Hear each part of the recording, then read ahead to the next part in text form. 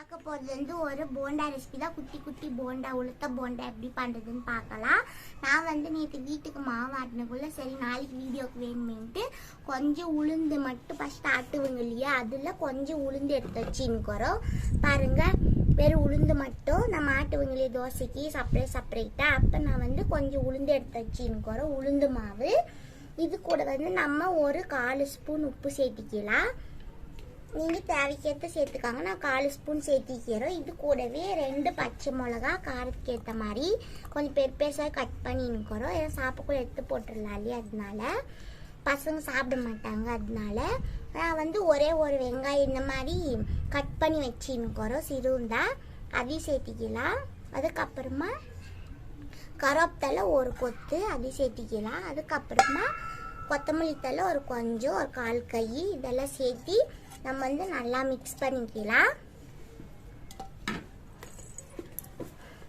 பாருங்க, கூட சேர்ந்து நல்லா மிக்ஸ் பண்ணிக்கலாம். பாருங்க, நல்லா மிக்ஸ் ஆயிடுச்சு. நம்ம வந்து அடுத்த போண்டா சுட்டுக்கலாம். வச்சுட்டு நம்ம வந்து பொறுக்கி தேவையான அளவு எண்ணெய் விட்டுக்கலாம். ஒரு கொஞ்சம் சேர்த்துக்கலாம். நம்ம பாருங்க, நம்ம கொஞ்சம் தான் சேர்த்துக்கிறோம். இந்த எண்ணெய் நல்லா காஞ்சிக்கிறாங்க. நம்ம போண்டா விட்டுக்கலாம். இது வந்து குழந்தைங்களுக்கு ரொம்ப பிடிக்கும். ஒரு இப்போ எக்ஸாம் எல்லாம் முடிஞ்சு லீவெல்லாம் கொடுக்குறாங்க இல்லையா, அப்போ கூட நம்ம சுற்றி கொடுக்கலாம். அப்போ ஈவினிங் டைம் அந்த மாதிரி சுற்றி கொடுக்கலாம். என்ஜாய் பண்ணி சாப்பிடுவாங்க. எண்ணெய் நல்லா காஞ்சிருந்தது. இப்போ நம்மளுக்கு எவ்வளோ குட்ஸாக விட்டுக்கலாம்.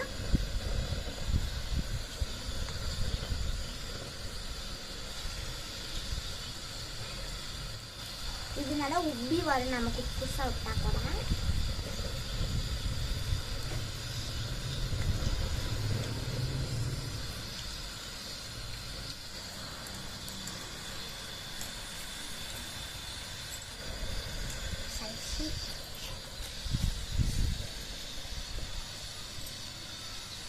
பாருங்க, இந்த மாதிரி எல்லாம் மிக்ஸ் வைக்கிற மாவு எல்லாமே இப்படியே நம்ம சுற்றி எடுத்துக்கலாம். பாருங்க, இந்த மாதிரி மொறுன்னு சவுண்ட் கேட்குது. இதுதான் வெந்துன்னு வந்து இது மாலை இதே மாதிரி சுற்றி எடுத்துக்கலாம் நம்ம புதுசா.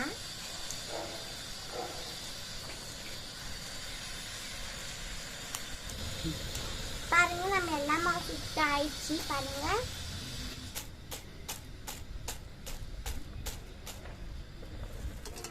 எல்லா போண்டாவும் நம்ம சுட்டாயிடுச்சு. பாருங்க, நல்லாக்கிது.